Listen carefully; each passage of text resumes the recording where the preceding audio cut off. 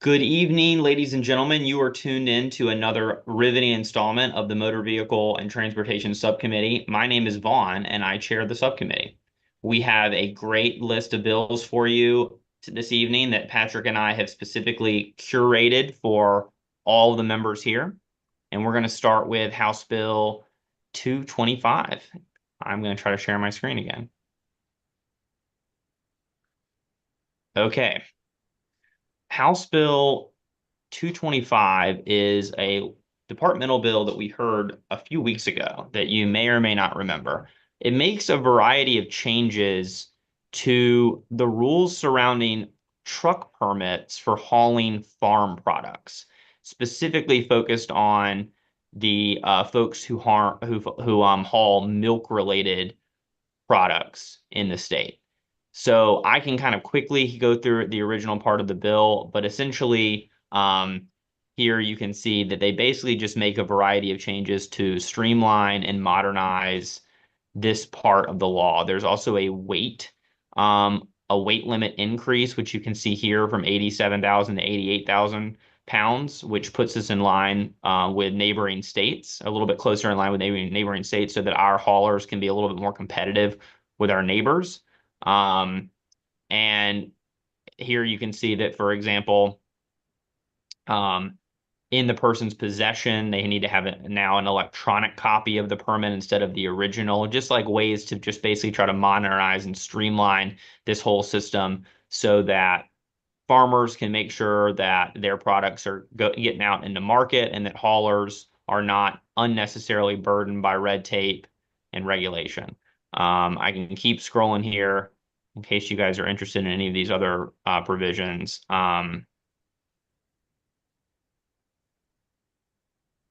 Here it says that on the request of the state highway administrator or the designee, weight and delivery records of the holder of an exceptional permit are kept in the normal course of business shall be provided by the holder or any motor carrier transporting farm products under one of these permits.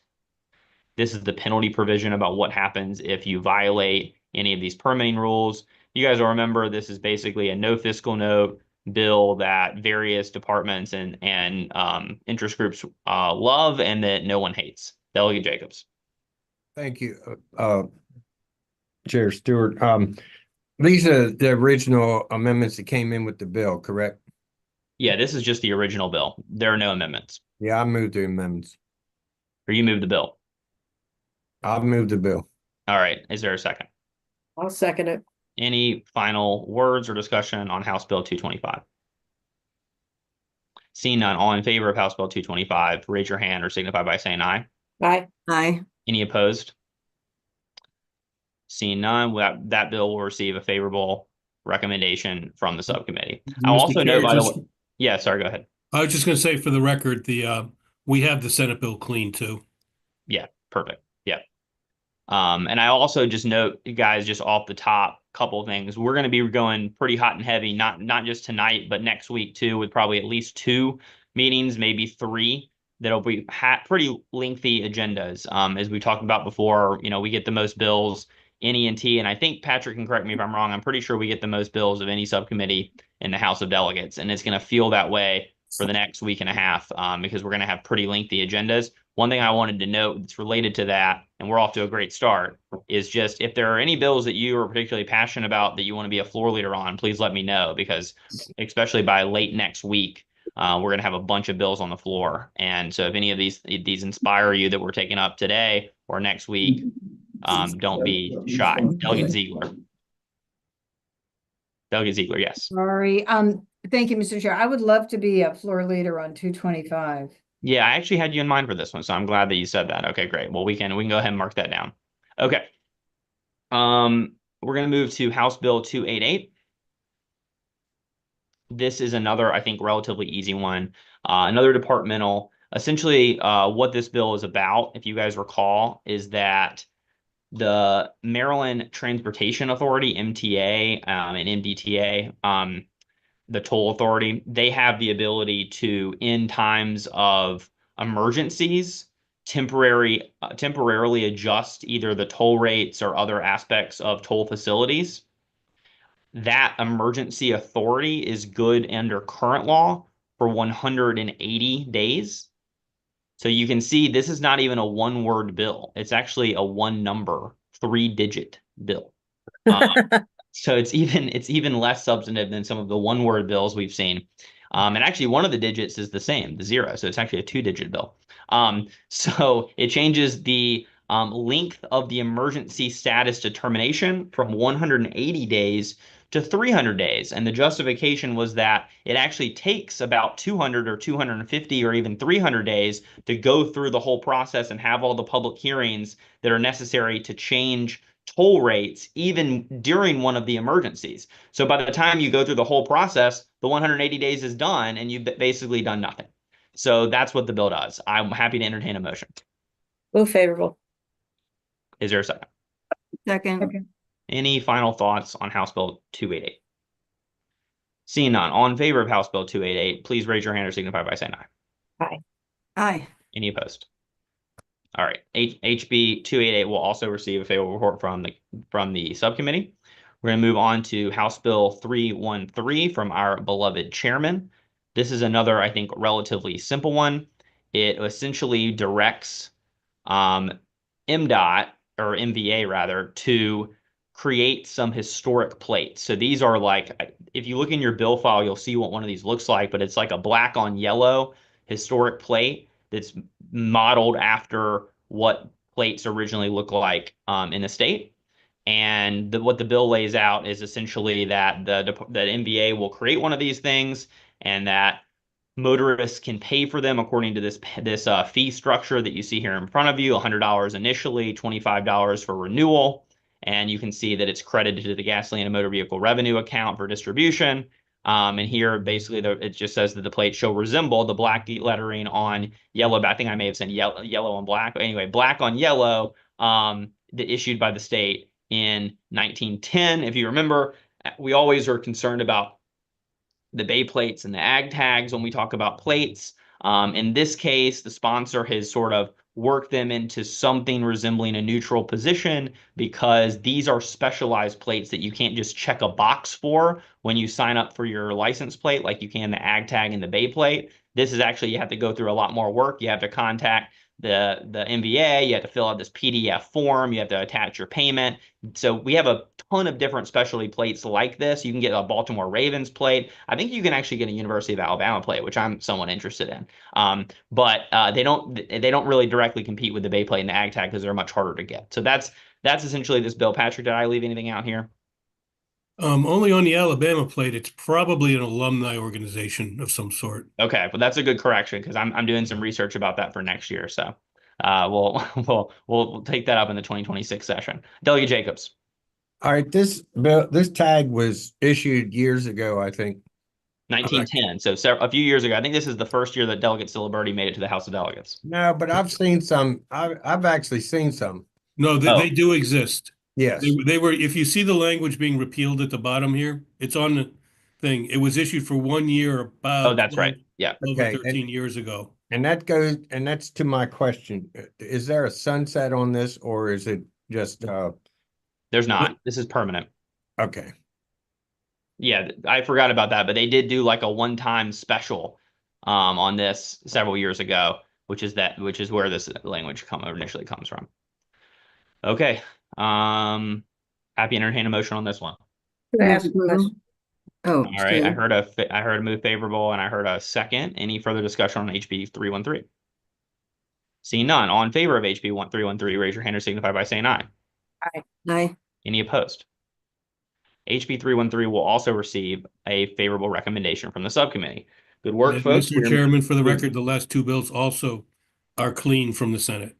Perfect. That'll make our job easy after crossover then. Excellent. All right, we're going to move on here to House Bill 516. This is a bill that's very similar to one that we passed last year with a different sponsor, Delegate Love, now Senator Love. And the basic idea here is that there's virtually no rules or regulations around the privacy of automated enforcement data. And this was obviously a cause célèbre of now Senator Love. And she did a lot of work on this bill last year to try to put some guidelines in place for who could access this data and when, and try to limit it to some degree, especially when it comes to like deleting and removing data. The hang up that existed in the subcommittee last year that has been, I think, smoothed over as much as possible is the extent to which law enforcement can access the data. Because if you all recall from discussions from last session, we want to make sure that law enforcement can still access this type of data to solve crimes. Because we've all seen the true crime shows where, you know, the red light cameras catch the bad guy and you get the plate number and then you go to his house and then boom, it makes an awesome true crime documentary. So in order to keep the sheriffs and the police departments continuing to be able to use that data, I'm going to scroll down here to show you the language here that the sponsors have created.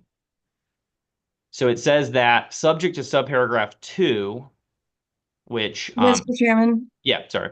could you just say really quickly which bill this is? I'm sorry, I lost. Oh, no worries. I don't know if you can see my screen up here. That's why I like to keep the tabs. Oh, nice. Yeah, House Bill 516. Yeah, great, thank you. no worries. So I'm on page, if you guys want to follow along, I jumped down to page 5. Most of the stuff before is just kind of definitional stuff, I think. So if you jump down here to page 5, you'll see this is kind of, I think, the core part of where the contention was with this bill, which is the extent to which law enforcement can access the data. So you see that subject to subparagraph 2, which is here, a law enforcement agency may access and use a recorded image or associated data already retained by the law enforcement agency if the law enforcement agency documents a request to access and use the recorded image or associated data that articulates a specific legitimate law enforcement purpose for accessing and using the recorded image of associated data, and the custodian of the recorded image or associated data maintains a written record of the request and whether or not the request was granted. And then subsection 2 says that a law enforcement agency that accesses a recorded image or associated data under this paragraph may use the recorded image or associated data only for the legitimate law enforcement purpose described in the request. So imagine that. This basically creates up a very simple call and response structure for the law enforcement request. They go to the entity that is maintaining this data and they say, hey, here is my legitimate law enforcement request. That legitimate law enforcement request needs to basically relate to crime or solving a crime. I guess it's not defined, right? Legitimate law enforcement purpose is sort of a term of art. Yeah. Fine, right. Yeah, because it could just be a missing person. Yeah, exactly. So we don't want to necessarily spell out all the different things that could be legitimate. But that just kind of sets up the process for doing that. And then it talks down here, I'll get to you in a second, Delegate Guyton. If we go down here to page 6, it talks about the retention policy here. And it says that any of this data can only be retained until the earlier of 1 year following the conclusion of any criminal investigation or the exhaustion of all avenues of adjudication, or, again, the earlier of 1 or 5 years after the date on which the recorded image was captured. So in other words, if there's no criminal activity going on or any sort of criminal investigation, which is going to be the vast majority of time someone's license plate is captured by one of these cameras, then we have a 5-day record retention policy, just in case maybe there is a crime fighting, brigade that's going to come knocking within that 5-year period. But if there is some sort of criminal investigation, there's still a retention period 1 year after all of that is done, just in case somebody needs to come back and get a second bite of the apple. My understanding, and actually I know this for a fact, that basically with these amendments, the Sheriff's Association and all of our crime fighters out there who initially had a lot of concerns with this bill have now been moved to a neutral position. And these set of amendments essentially have everybody singing Kumbaya on the bill, from what I can surmise. First, let me go to Chairman Tracy. Do you have anything to add? Yeah, one quick thing, if we could go down, actually 2 quick things. Yep. You described very well the process for law enforcement accessing, but that was accessing just when they possess it. Right. Oh, okay, right. Okay, got it. And if you go down further, go down a little more, I think. It's a big bill. Okay, go up. I'm sorry. Oh, no. I'm sorry. You had it. Yeah, this is it, right? Yeah. Okay. And this is if you're going to get it from another law enforcement agency, you have to get warrant, subpoena, or court order. Ah, I see. Okay. So if they have access to it themselves, so for example, like the MDOT police, then they have to document a request for it. But if Right. they are getting it from, for example, let's say state police wants to get it from Montgomery County's Department of Transportation, they would need a subpoena or court order. Right. They can't just plead with them. Okay, well, that's a great point. Sorry, I missed that. And what else did I miss? You didn't miss it. It's page 5, same page, different thing. Yeah, and this is page 7 here. There's one piece Yep. in line 24. Yeah. An employee contractor may access and use recorded images to administer and process citations. This was put in at the request of That's right. Bill Kress's client, who's a contractor with the cameras. That's right. And Senator Love knows about this and approves of it, and they will accept this amendment. Yeah. Yeah. So some of the local camera folks came to us and said that they were worried about the language as it originally came in. They essentially just wouldn't be able to do what they normally do in the course of running these programs without this little simple amendment that we whipped up. All right, cool. Thank you, Patrick. Delegate Guyton. Thank you, Mr. Chair. I appreciate it. I remember having some concerns about this bill last year, and I think it's better. So for the law enforcement agency to access and utilize the image, and that is if it's under their domain already, Right. it's in possession. This part here, yeah. Yeah, so they can do that without a subpoena. They can just go right into there. They just need to document the request and needs to be Yeah, able to so what does that look like to document the request? It's right here. I mean, Okay. we don't lay this out, but basically Yeah. they have to document the request to access it. They have to articulate as part of their documentation and their request, they have to articulate their specific legitimate law enforcement purpose. So in other words, they can't just say, this is for a murder. You know, they have to be specific in the request about why they need the image.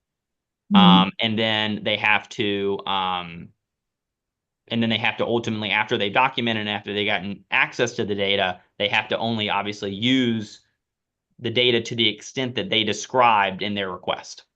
So, I mean, the request could theoretically, it's probably going to be some sort of internal software system. It could probably even be an email, but we're not prescriptive about what it looks like here. Okay, do you mind if I ask another one? So Of course. so they can only use it for what they're asking to use it for. So I'm just do worst case scenario here because that's how my brain works. So if they are looking at the video, looking for, someone who's robbed a car or something like that, or speeding, and they see, a dead body in the car or hanging out of the trunk of the car that they're monitoring. I know that's extreme, but I'm just, Yeah. what happens then? Yeah, I mean, so I think my understanding of how this would work is if they are monitoring a vehicle and they see a dead body hanging out, then probably they want to get access in that situation. If I understand the hypothetical, they want to be able to get access to as many cameras as they can get their hands on. So they're probably going to find the gas station and go to them. Those are private cameras, and they're going to ask them for those. And the private business would have the opportunity to hand those over without a subpoena or any kind of court order or anything if they want to. But the private business could also refuse to cooperate with law enforcement, which I think is rare, but does occasionally happen. And then some sort of court order would be required for the private space. That, of course, is not touched by the bill. How it would work, however, for public cameras, red light cameras, speed cameras, stop sign cameras, whatever else we come up with, is that if it's already in their jurisdiction, they already have it's in their purview. Basically, the police would say, hey, we saw a dead guy hanging out of this car. We need our specific law enforcement purposes to investigate this crime to see if some sort of murder or foul play has taken place. Here's the vehicle number. Here's what the guy looked like. A description from the officer. Here's the time we saw him. And we want to try to capture all the images we can in the nearby area to make sure we can catch the bad guy. Can they utilize this piece of film that shows the body hanging out of the trunk if there are no other cameras in the area, or do they just have to stop the investigation? No, I mean, no, I think they could continue using the data, if I understand your question correctly. Yeah. I mean, the difference between this structure, Delegate Guyton, and what we talked a lot about last year was that I think the sponsor last year really wanted this to be a more hemmed-in exception about exigent circumstances. Do you remember this? I think you and I actually both had concerns about that being a little bit too narrow and essentially only being able to get the data pretty quickly, like when someone was missing, and you wanted to act within that Right. first 48 hours or whatever.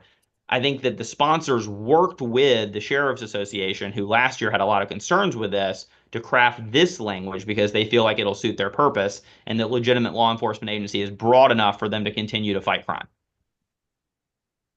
Okay, thank you. Yep, of course. I appreciate it. And thank you for your patience with my non-lawyer brain. No, I certainly don't like solve murder crime, murder investigations like on my weekly calendar. So this is new to me too. Delegate Jacobs. Thank you. So that page you're on right now. Yeah. Line 24, the minister process citations. I know the Senate passed this bill unanimously. Is this language in addition since that vote, or was this included in the Senate? This is since the Senate vote, but they have indicated that they will take it. Yeah, our expectation is that we'll conform and then basically conform and add what we've got. And then when we send it back over, they're going to be good with it. And the sponsors have talked and everyone's on board. And, the folks that I think had a concern over this in the Senate, like Senator Folden, who has some firsthand experience or whatever, are all comfortable with what we've got in front of you now. Delegate Healy. Thank you. If you can get Senator Love and Senator Folden on the same page. Well, it wasn't me. I'm not. It certainly was not me, Delegate. No, I'm not talking about you personally, Yeah, but if anybody can do that, that's a remarkable thing. And we all know we have a great chair, and we all love the former chair of this subcommittee. And I just wanted to ask a lawyer question because I'm not a lawyer, and is what you're describing what they call probable cause, or is this something else altogether? No, that's a little bit different. So probable Okay. cause means basically a reasonable belief or reasonable suspicion to do something. So for example, you have to have probable cause for a search, which probable cause in that situation basically means like a legitimate rationale to do something. This, I think, is a little bit broader than probable cause. Probable cause is something that's like very narrowly tailored in the law, and I think the standard is pretty high. This would be a lower bar. Legitimate law enforcement purpose would be a lower bar. Patrick, do you agree with that? That sounds right. Okay. I mean, like you said, when you're getting the pictures from the camera, you're not doing anything. You're not detaining them. You're not searching them. You're just getting pictures that you have, that you own. Right, exactly. Okay, good. Thank you. Yep. Happy to entertain a motion on the amendments. So move. Second. Any discussion on the amendments? Seeing none, all in favor of the amendments, raise your hand or signify by saying aye. Aye. Any opposed? Okay, amendments passed. On the bill, as amended. Move the bill as amended. Second. Bill has been moved and properly seconded. Any final thoughts on House Bill 516? Seeing none, all in favor, please raise your hand or signify by saying aye. Aye. Any opposed? All right, this bill will also receive a favorable recommendation from the subcommittee. We will move on to House Bill 343. Mr. Chair? Yes. I think it'd be a fun experiment to defend that last one on the floor. It'd be a little bit of a cool challenge if Okay, great. considering that I didn't like it this last year and I like it. Okay, all right. Well, we'll pencil you down for that as well. Yeah, I mean, you guys are welcome to just text me these things. You don't have to say it at the subcommittee meeting, but yeah, if you do have any feelings about floor leading, just shoot me a text at some point before next week. But we certainly can pencil you down for that, Doug Guyton. And I think you're right that you can share that, like many people on the floor, at first blush, you were skeptical and you were wooed by the great work from the sponsors. Okay, we're going to move on to House Bill 343. I think we have the Senate version here, right, Patrick? This already passed the Senate, so we're just kind of working off the Senate version. Yeah, the amendment. Correct. Yeah, this is just like the full version of the bill. It's just the Senate bill, and that's what we're going to do. So that's what we're working off of. The Senate already passed this unanimously over there. This is I have the cross file of this. So just to remind you guys, when we originally passed the automated enforcement regime, we said that the person reviewing the citation should be a law enforcement officer. Over time, that requirement has become a little bit silly because almost everyone else involved, including the people that go to court and testify about the accuracy of the citation, are oftentimes civilians. And this is really the one last entity that has to be an actual law enforcement officer. This bill would say that the person reviewing the citations could be a civilian who works for the police department. And I've looked at the images myself of basically what this job entails of like looking at these citations, and it's really not rocket science. Like it just shows you the 2 or 3 photos that are taken by the camera. You just match the make and model, you match the license plate, and you make sure that speed is over that 12 or over that you're looking for, and then you just click approve or deny. So this bill, we had this last year too. We ended up passing a little bit of a weaker version of this last year, if I recall correctly. One of the big touch points in the Senate debate has been the level of training that we require the civilians to have. And here we have a definition here of what reasonable training means. I believe this was the fold-in floor amendment, Patrick. Is that right? That's a fold-in amendment, correct? So this was Folden's amendment that passed on the Senate floor to define what reasonable training means. And it says that it means a level of education, instruction, and practical experience sufficient to ensure competency in the inspection and interpretation of the recorded images generated by the speed monitoring system. And I'll just quickly scroll down here. I mean, you can see this is also a bill that does not have a ton of words attached to it. It just says that a signed statement by a duly authorized law enforcement officer or technician employed by or under contract with an agency. And here we added technician again. And then it says that the law enforcement officer or the technician has to have reasonable training. A couple of extra points on this, just to make sure you guys remember. We already have civilians reviewing red light cameras. It's just the speed cameras are the only thing left. We haven't had any problems with the civilians reviewing the red light cameras somehow being worse than the law enforcement officers. But the reason for the bill is because cash-strapped small municipalities that don't have their own law enforcement have to end up hiring officers with overtime pay from other jurisdictions. So that's the main group that we're doing this for. But obviously, ultimately, what we're trying to do is make sure that our officers are actually spending time doing what they signed up to be a law enforcement officer for, not stuck behind a computer all day reviewing images. Delegate Jacobs. You talking really fast. That's one of my skills, Delegate Jacobs. I know, did high school and debate. If I was hiring a lawyer, I'd hire you because you get more for your money. You said that this was unanimous in the Senate, and according to my records, it's 33-10. Okay. All right. Well, yeah, I whiffed on that one then. I appreciate the correction. Okay. It was not unanimous in the Senate. I mistook this for a different bill, but fair point.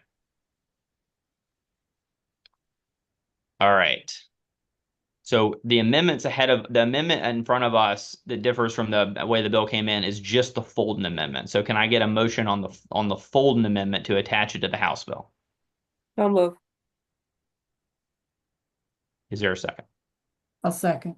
All right. Any discussion on the Folden amendment? Seeing none, all in favor, raise your hand or signify by saying aye. Aye.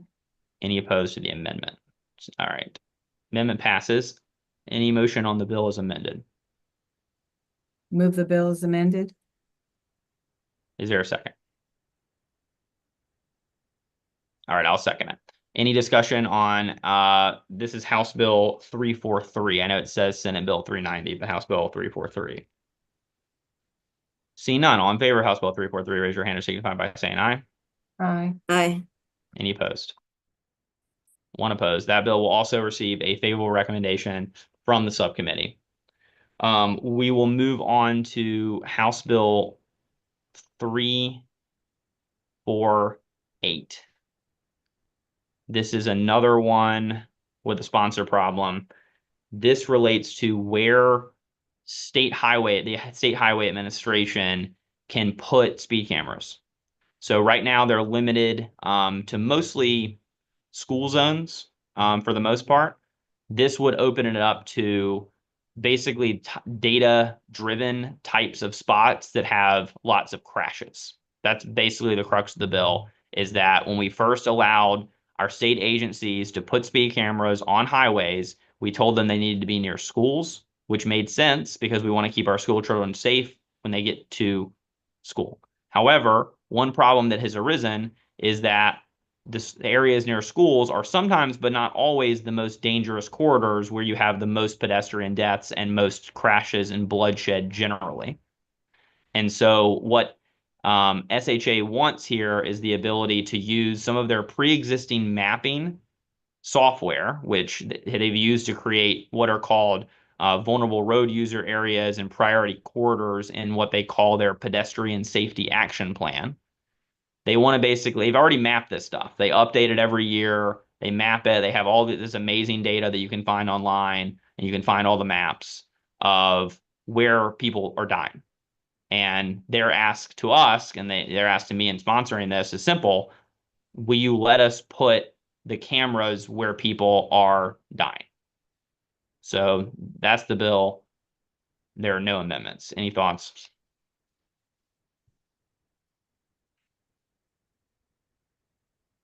It's a revenue provision here, just in case you're curious where the money goes to. I guess first, Patrick, I'm happy to walk through provisions. There are no amendments, so it's the same as the original House Bill 348, but here you can see some definition of safety corridor. Safety corridor is an area that's high risk to vulnerable road users as part of their vulnerable road user safety assessment, which they've already prepared pursuant to a different provision of state law, or this is actually federal law, U.S. code.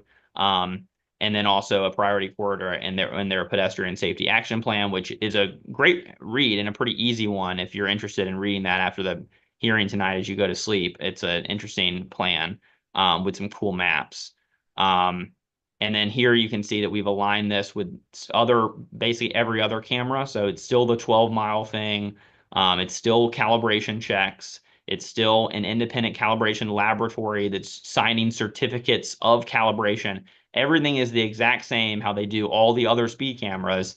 It's just now it's going to be in these places where people are dying. Delegate. Thank you, Mr. Chair. So I just want to make sure. So this would only encompass state roads? Correct. Correct. Okay. That's why we still And need your bill. Well, that's why I was asking. Oh, is that how would I know? Okay. But also, how about the Delegate Stein's bill with 695 and 83? Would they already be encompassed in this if they were high vehicle accident areas?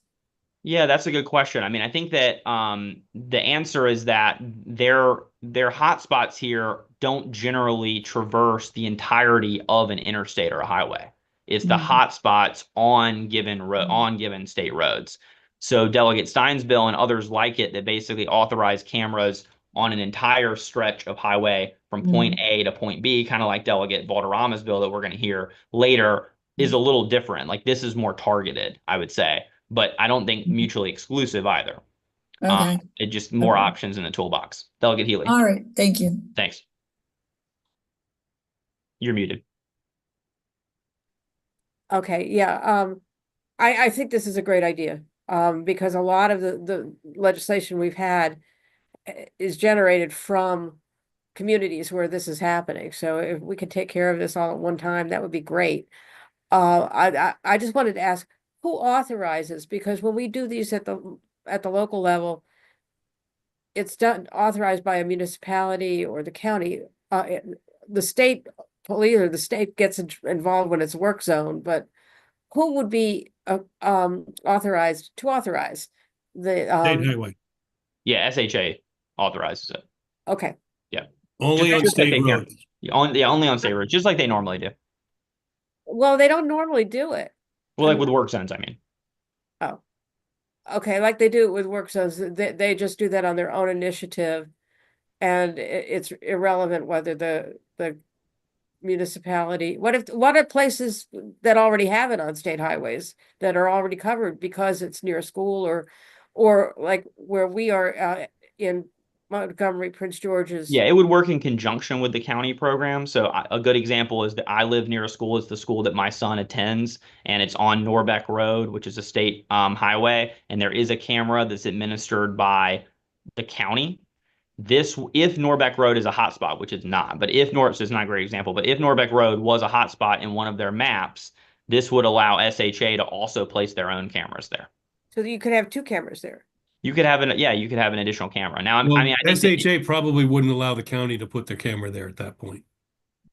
yeah, So- well, that's true. I mean, they would have to work. I mean, I think that sometimes they probably would and sometimes they wouldn't. But I mean, I think that SHA is committed to working with the counties to make sure that there's not unnecessary duplication and that they're, working hand in glove. Okay, so if they already have one, like I do, I have the same situation on East West Highway, in Riverdale Park, and it's the municipality that has that one. They'd probably just leave that in place if they felt like they were covered with that hotspot. Got it. Okay, thank you. All right. So we have a clean bill here. We don't have any amendments. Move favorable. All right. There's a Second. Great. All in favor of House Bill 3, or any final discussion? Seeing none. All in favor of House Bill 348, raise your hand and signify by saying aye. Aye. Aye. Any opposed? Delegate Jacobs is opposed. All right. That bill will also receive a favorable recommendation from the subcommittee. I don't see Delegate Morgan with us yet, so I'm going to skip his two favorite bills for the very end, and we're going to jump one more time to House Bill 744. This is the bill that we were going to chat about last time, but for discussion purposes only, but I thought we were kind of running a little late, so I cut us short. But this is Delegate Wims, and this is the Senate version, but Senator King's has the cross-file about reckless and aggressive driving. It came in relatively similar to a Delegate Edelson bill, or at least on the same topic. So one of the amendments is actually going to be to add Delegate Edelson as the number 2 co-sponsor of the bill, so that when we all inevitably pile on during the next voting session, Delegate Edelson will maintain his primo spot. But other than the Delegate Edelson amendment on the House bill, we're going to be working off the Senate bill. Is that right, Patrick? I suppose I got some information today that the Senate might move it. There's nothing on the system showing that yet. Okay. It was kind of a cryptic thing. Yeah. So we may want to wait to vote on this one until we can figure it out, or if we did vote it, just be aware we might have a late breaking full committee voting session amendment to conform it, just based on what the Senate does by then. But I'll just walk through, since this is the first time discussing. I just want to make sure everyone understands what the bill does. So this is the Senate version. So first, it establishes some points here. 2 for negligent driving, 6 for speeding in excess of 30 miles per hour or more. Then it adds a third way that you can be reckless. So right now, reckless driving is driving in wanton or willful disregard for the safety of others' personal property, or in a manner that indicates a wanton or willful disregard for the safety of personal property. Now, obviously, the problem with this standard, it's a subjective standard about what's recklessness, and this kind of standard exists all throughout the code. But this is an attempt to add this other type of way you can qualify for the penalties under reckless driving, and it's objective standard. If you went at least 30 miles per hour over, that's reckless. And this is consistent, Patrick, correct me if I'm wrong, but this is consistent with how most of our neighboring states, if not all of them, do it, which is that if you go above a certain threshold over the speed limit, you're just automatically in reckless land. I'm pretty sure Virginia does it. Yeah, I know Virginia, at least. I believe North Carolina, too. I don't think it's uncommon. Yeah, okay. And then the next section here is the penalties. So we add imprisonment not exceeding 60 days. Now, again, this is judicial discretion. This doesn't mean everyone's going to jail. And that you can get both. The fine can't exceed 1,000, but here we add that the fine violation of subsection B here. Okay. So if you A is negligent, B is reckless. Yeah, exactly. Yeah. Okay. So if you're reckless, then the fine is not going to exceed $750. Or do I have that backwards? Hold on. Oh yeah, you do have it backwards. B is not reckless, right? Yeah, B is negligent, A is reckless. Yeah. Okay. So yeah, the fine for negligent here is $750 max, and reckless, the max is 1,000, which is in current law. Then this is kind of, I think, the core part of the bill, arguably, is that we almost do this kind of exhibition driving-esque maneuver here, as you guys will recall. The Senate version here, they've gone with 3, and they've added a new list of this. But the structure here is that basically you're guilty of aggressive driving if you do a certain number of things on a menu of bad things. And it's just like the exhibition driving. And the Senate wants to do 3 or more instead of 2 or more. Actually, the Senate amendment struck that. In fact, that's all it did. Struck and oh, okay. Oh, I see. I see. Okay. So current law is 3, The, right? excuse me. Current law is 3. And the The bill sponsor brought wanted to it add 2. and And the I think Senate what amendment struck it back to 3. that's right. And the reason that they did that, the reason they reverted back to 3 is that the Senate added, or I mean, maybe they didn't add, but basically the Senate's thought was we're adding here in the bill so many new things to the list that it makes sense to keep it at 3. And that they thought it was a little excessive to add several more things to the laundry list, but then to also bring it down to 2. So if you look at the list, we have failure to obey a traffic signal, a traffic control device, or leaving roadway to avoid it. We have failure to have traffic lights with a steady indication. We have overtaking and passing vehicle violation. We have a passing on the right violation. We have a driving left of center of roadway and overtaking passing vehicle violation. Violating the laws about driving on left and no passing zones, driving on lane roadways, following too closely, failure to yield, that's existing law. Failure to stop for pedestrian and crosswalk is added to this. Overtaking and passing a vehicle, stop for a pedestrian or crosswalk, which is kind of the corollary, is added. Overtaking and passing a school vehicle, stopped and operating alternative flashing red lights, and then violations of stop and yield signs. And then lastly, going over the speed limit. So basically the idea is that already in current law, if you do 3 or more of those things, you're already guilty of aggressive driving, which is different than reckless driving and is less severe. Aggressive driving is not as serious as reckless driving. And so what the Senate wants to do is to keep it, the number is 3, but then to keep the sponsors additions to the menu, which are, I mean, they basically almost more than double it looks like. Delegate Ziegler. What does driving on laned roadways mean? This is where I'm going to kick it over to Patrick. Well, I think that means crossing marked lanes. Okay, thank you. Okay. So, yeah, Delegate Jacobs. So, Patrick, what is the points assessed now for these versus this bill? What's the difference in the points? The only points change in this bill are for negligent and reckless and negligent driving and speeding in excess of the posted speed limit by 30 miles an hour. And it changes from what to what? You're gonna make me do research, aren't you? Well, I couldn't see it. He was going. It's actually not fast. in the bill, so you couldn't have seen it anyway. Yeah, he was moving fast. Hold on a second here. This is the rocket docket, Delegate Jacobs. I know it is. And the other thing, while he's looking, Delegate Stewart, I have in my notes that it was a high fiscal note. So what are we doing about that? Yeah, that's a good question. Yeah, we've kicked this to a probe. So we heard back, Patrick? I'm not sure. The chair was handling it himself. I didn't send it to appropriations myself, like we usually do. Yeah, the reason that there's a fiscal note, Delegate Jacobs, is actually kind of interesting, which is that a lot of the bills like this never actually specified an obvious part of fiscal analysis, which is that when you add new crimes, you need new public defenders. Yeah. And unfortunately in Maryland, because people are driving recklessly so often, that's where we got the fiscal note in. Basically, that people are going to be violating this enough and are going to be indigent that we're going to need more public defenders representing people for driving recklessly. So that's actually the I understand, but it climbs from 534 and 26 to 725 and 2030. Yeah, I know.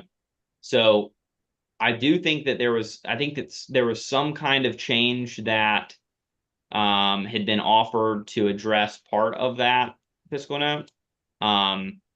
But it doesn't sound like we've gotten appropriate approval yet. So we would certainly not be able to pass. We could still vote it out today. We'd certainly not be able to pass it through full committee without appropriate approval.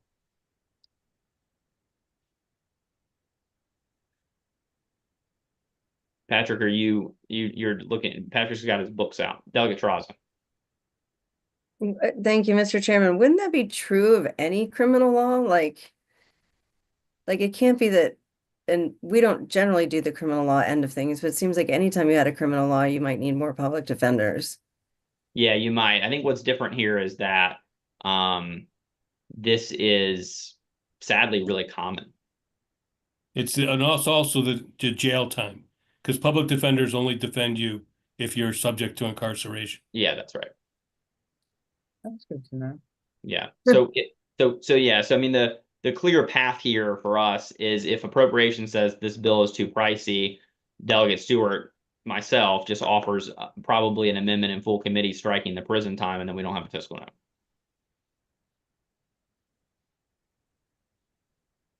Does that make sense? Yeah. Okay. Thank you. We're going to be meeting again before we vote full committee, but as far as I can tell, negligence is 1 now, and speeding in excess of 30 miles an hour is 5. So they both got a point added to them. So it's just 1 point on each one, Yeah. additional. Yeah, that- that's what it sounds like. Thank you. I didn't want you to have to go through that, Patrick. I just Oh, that's thought, no problem. I thought I just missed it in the speed that the numbers were going up and down here. Actually, what we did is we did a short renumbering and repealing, so it's not actually in the bill. All right, thank you. Thank you. All for right. that. Well, I'm going to recommend that we hold this one. I mean, we could pass it out, but as Patrick said, we are actually going to meet on Tuesday before the next full committee voting session. So we're going to get another bite of the apple, and it doesn't actually really delay the bill anymore. It'll still be on the full voting list if we want it to be. So let's hold this one and just make sure we get some clarity about the fiscal note and about the appropriations approval. And I've asked Delegate Morgan to join us, but I think he must still be working out all of our BEPS issues for us. So we're going to turn now without his voice. Unfortunately, we're going to move forward with House Bill 182. You've got a reprint, which is what we've got here in your email that you can pull out. But this is a delightfully simple bill. It basically just takes what we did in the work zones and applies it to all speed camera citations in the state, both the local ones and the state highway ones. Now, there is one change from the way this bill came in, which is that my bill here, the statewide version, took the work zones and then it created a fine structure that was 70% of the work zones, which was an admittedly somewhat of an arbitrary number where I just thought, okay, well, obviously work zones are kind of the worst of the worst in terms of fatalities and crashes. Let's go down to 70%. Delegate Valderrama in her local bill just took the work zone fines and just applied it to her to 210 in her district. What we've done here in an attempt to create uniformity and frankly to be compliant with the Maryland Constitution, which has a uniformity of fines provision, is we have both of these bills on the subcommittee agenda, and the plan here is to align them at 85% of the work zone. I've spoken to the sponsor about it. I believe she's okay with this. So we're kind of splitting the baby here. I came in at 70% of work zone. She came in on 100. These fines before you are roughly 85% of the work zones. So for the most minimal fines, which is 12 to 15 over, the fine would go from 40 to 50. My intent was for that not to change, but it would go up from 40 to 50. My understanding, Patrick, is since we first passed speed cameras, it's never gone up from 40. So I think this is probably doesn't even really keep up with inflation since we passed it, probably.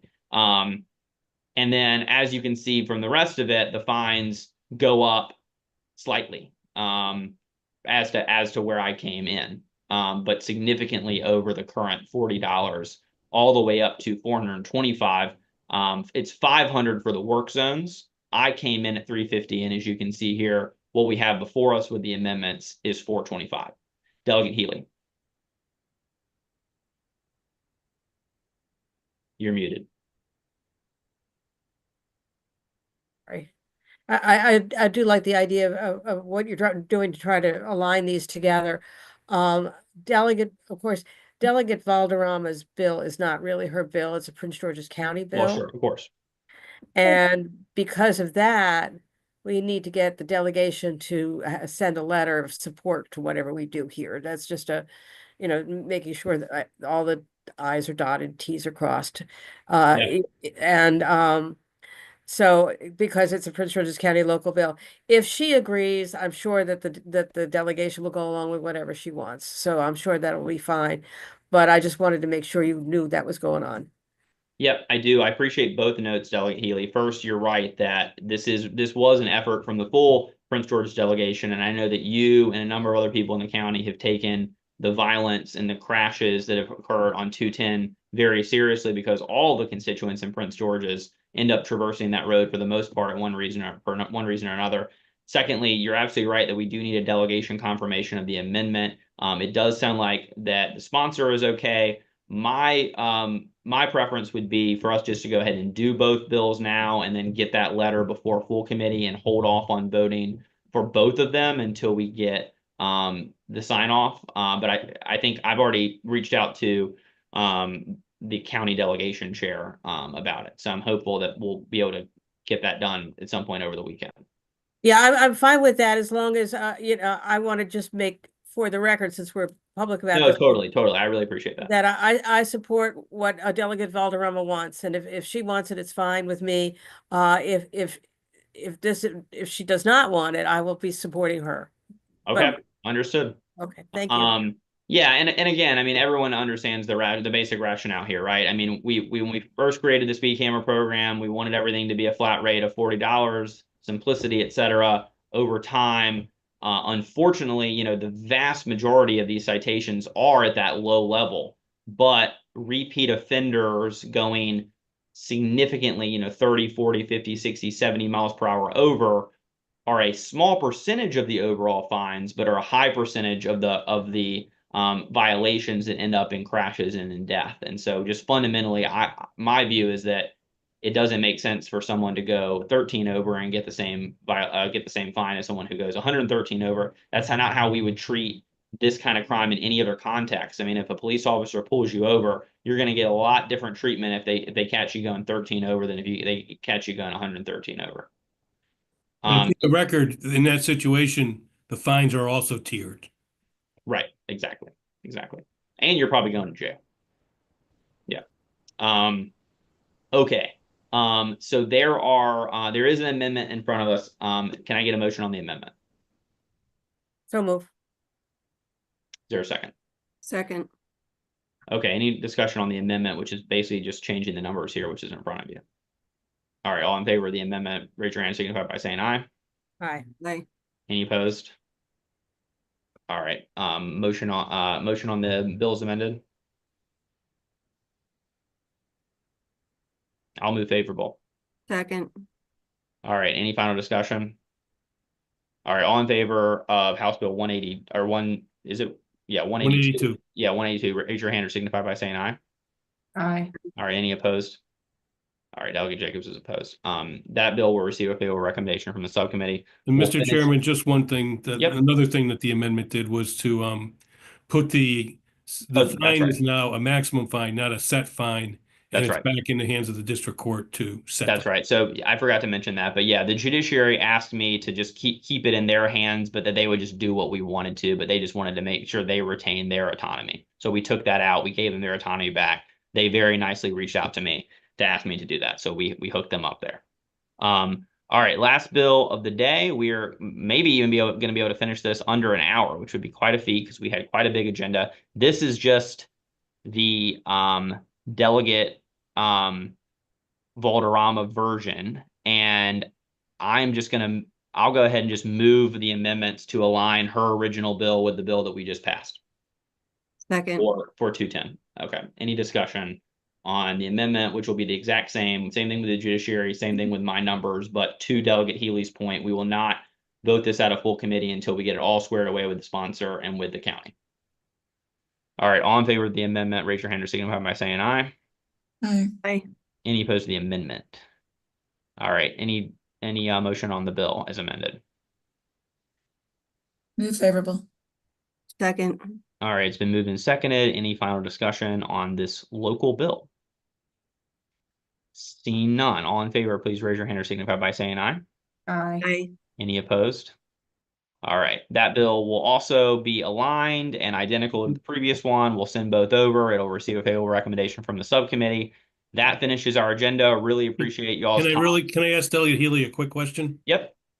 Delegate Healy, do you know when Prince George's next meets?